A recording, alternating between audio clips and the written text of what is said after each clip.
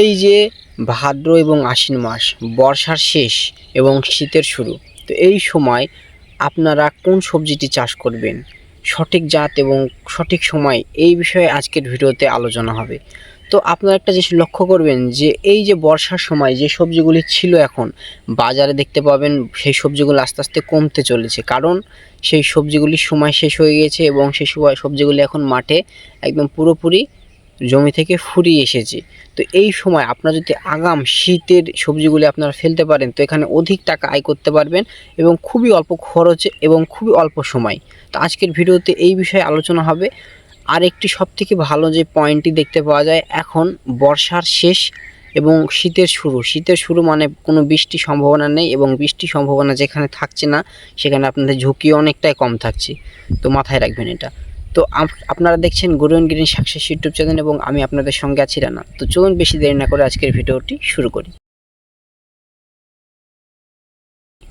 তো প্রথমে আমি যেটিকে রেখেছি সেটি হচ্ছে করলা।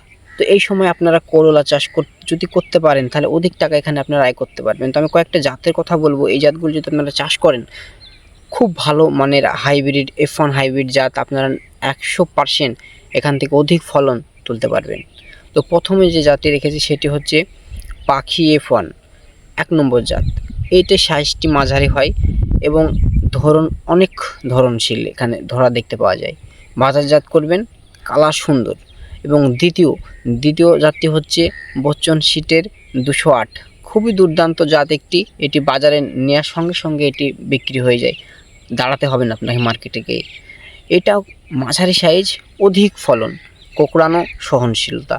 এখানে কোঁকড়াই কম, খুবই কম কোঁকড়াই, একদম দেখতেই পাওয়া যায় না। যদি আপনারা একটু ভালো যত্ন নেন তাহলে তো কোনো কথাই নেই।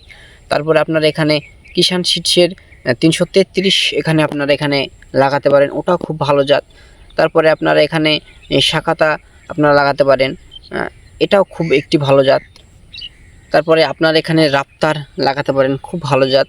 100% 100% এই জাতগুলি একদমই ভালো জাত, কারণ এটাই মানে দেখতে পাওয়া যায় যে এই জাতগুলি নিয়ে অধিক ধরনশীলটা খুবই এখানে দেখতে পাওয়া যায়। তো যাই হোক, 2 নম্বর যে সবজিটি কথা বলছে সেটি হচ্ছে টমেটো। তো আপনারা এই সময় যদি টমেটো চাষ করতে পারেন তো এখানে অধিক ফলনও পাবেন এবং অধিক টাকাও পাবেন। খুব খরচ কম, কিন্তু মাথায় রাখবেন খরচের সংখ্যা খুবই কম। এই সময় আপনারা বীজ যদি ফেলেন মোটামুটি 20 থেকে 25 দিনের ভিতরে আপনার মূল জমিতে বসাবেন। তারপরে মোটামুটি 45 থেকে 50 দিন, খুব বেশি হলে 60 দিনের মাথায় আপনারা এখানে লাগিয়ে এটাকে ফল তুলতে পারবেন। তো আমি এখানে অন্য কোনো জাতের কথা বলবো না, এখানে একটা জাতের কথাই বলবো, সেটি হচ্ছে শাহু। আরেকটা আপনাদেরকে বোনাস পয়েন্ট দিই, সেটা হচ্ছে অবিলাস। শাহু এবং অবিলাস আপনারা এখানে একদম টেনশন ছাড়াই আপনারা এখানে চাষ করতে পারেন, অধিক ফলন।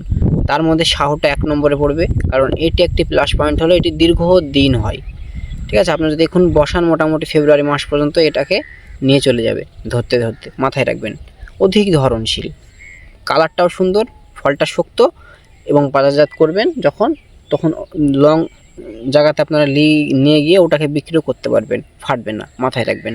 তারপরে হচ্ছে বরবটি বা লাফা। আপনারা যদি এই সময় চাষ করেন তাহলে মাথায় রাখবেন এতে কিন্তু খরচটা খুবই কম, খুবই অল্প খরচ আপনারা এই সময় যদি ফেলতে পারেন, বীজটা লাগাতে পারেন, তাহলে সামনে যে শীতের শুরু তখন আপনারা এটা তুলতে পারবেন। তো আপনাদের হাতের কাছে আপনাদের এলাকায় যেটি ভালো জাত পাবেন আপনারা সেই জাতটি এখানে ব্যবহার করতে পারেন। আমি এখানে জাতের কথা বললাম না, কারণ আমাদের এই দিকটায় লোকাল দেশি জাতগুলি হয়তো সেইগুলি খুব একটা ফলন দেখতে পাওয়া যায় না। তো আপনারা এখানে F1 হাইব্রিডটা ব্যবহার করার চেষ্টা করবেন।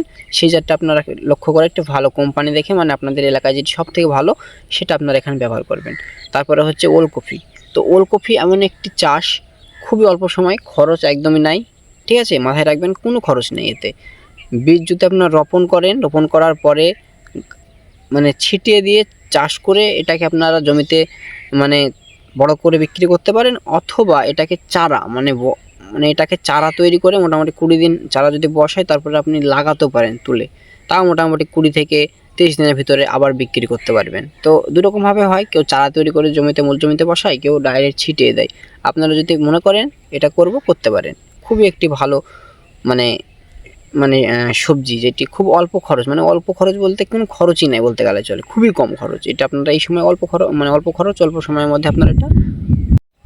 তারপরে আপনারা শিম চাষ করতে পারেন, কারণ এই সময়টা তো শিম চাষের উপযুক্ত একটি সময় বলে মনে করা হয়। কারণ এই যে সময় গরমটা শেষ হলো, মানে বর্ষাটা শেষ হচ্ছে, তো এই সময় শীতের শুরুতেই যখন শিম বিক্রি করবেন 100 টাকা 150 টাকা কেজি পর্যন্ত আপনারা একদম 100% পাওয়ার সম্ভাবনা রয়েছে। যদি আপনারা মানে এখনই চাষটা মানে করে ফেলেন, মানে বসে ফেলেন জমিতে বীজটা, তাহলে খুবই সম্ভাবনা রয়েছে আপনারা 100 থেকে 150 টাকা কেজি পর্যন্ত 100% আপনারা এই সময়, মানে প্রত্যেক বছর এটাই হয়ে আসে, আপনারা বিক্রি করতে পারবেন। তো এই হচ্ছে বিষয়। তো আরও যে সবজিগুলি আছে, আমি বেশি সবজির কথা বললাম না, মেন সবজিগুলির কথা আমি এখানে বললাম। তার মধ্যে আপনারা এখানে আমি বলে রাখি বাঁধাকপি এবং ফুলকপিও চাষ করতে পারেন। এই সময় খুবই ভালো হয়, মানে খুবই অল্প খরচ, মানে যেহেতু শীতের সময়, তো তাই এই সময়টায় যে ওষুধের খরচটি সেটি কম লাগে। মানে আপনারা মাথায় রাখবেন, এই যে বর্ষা হয়, বর্ষার কারণে তো পচা ধসা এইসব লাগার সমস্যাগুলি হয়, তো ছত্রাক এই যে সমস্যাগুলি, সেই কারণে মানে ওষুধের খরচাটাই বর্ষার সময় বাঁধাকপি বা ফুলকপি এখানে বেশি দেখতে পাওয়া যায়। পোকা, আর শীতে পোকাও কম লাগে, ছত্রাকও কম লাগে, মানে এই জন্যে খরচটা কম হয়। তো আপনারা এখানে খুব মানে লক্ষ্য করবেন, এই সময় আপনার ফুলকপি এবং বাঁধাকপিও চাষ করতে পারবেন। তো এই হচ্ছে বিষয়। তো আজকের ভিডিওর বিষয় ছিল এই। তো আপনারা কোন চাষগুলি করতে চলেছেন সেটা অবশ্যই আমাকে কমেন্টে জানাবেন, এবং আমি যদি কোনো কিছু এখানে মিস করে থাকি কোনো চাষের কথা বলতে, তাহলে আপনারা সেটি কমেন্টে জানাবেন। চাষি বন্ধুদের এখানে সুবিধা হবে, সেগুলি কমেন্ট দেখে তারা সেটিও চাষ করতে পারে, ঠিক আছে? এবং আপনারা কোথা থেকে ভিডিওটি দেখছেন এবং আপনারা কোন চাষটি করছেন, তো অবশ্যই আমাকে কমেন্টে জানাবেন। তো আমার ভিডিওটি আপনারা পুরো দেখলেন, তার জন্য অসংখ্য ধন্যবাদ। ভালো থাকবেন, সুস্থ থাকবেন। দেখা হচ্ছে নেক্সট অন্য কোনো ভিডিওতে।